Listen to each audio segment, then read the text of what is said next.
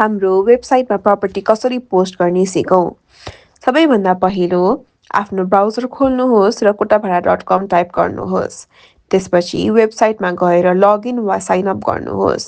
तपाईँ Google account वा email address प्रयोग गरेर साइन अप गर्न सक्नुहुन्छ। लगइन भएपछि लिस्ट योर प्रपर्टी नाउमा क्लिक गर्नुहोस्। त्यसपछि तपाईँले पोस्ट गर्न चाहने प्रपर्टीको प्रकार छान्नुहोस्। त्यसपछि तपाईँले आफ्नो प्रपर्टीको टाइटल, क्याटेगोरी लेख्नुहोस्।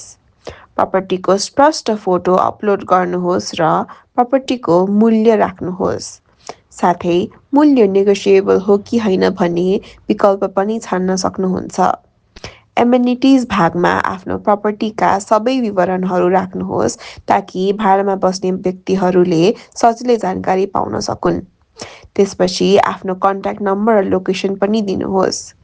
डिस्क्रिप्सन बक्समा आफ्नो प्रपर्टी कस्तो हो र त्यसका विशेषताहरू के छन् भनेर राम्रोसँग विवरण गर्नुहोस्। साथै तपाईँको क्षेत्रमा उपलब्ध स्थानीय सुविधाहरू पनि छान्न नबिर्सिनुहोस्। यदि तपाईँसँग भिडियो छन् भने त्यो पनि अपलोड गर्न सक्नुहुन्छ। अन्त्यमा सबै विवरणहरू पुरा भएपछि अप्रुभलका लागि सबमिट गर्नुहोस्। धन्यवाद।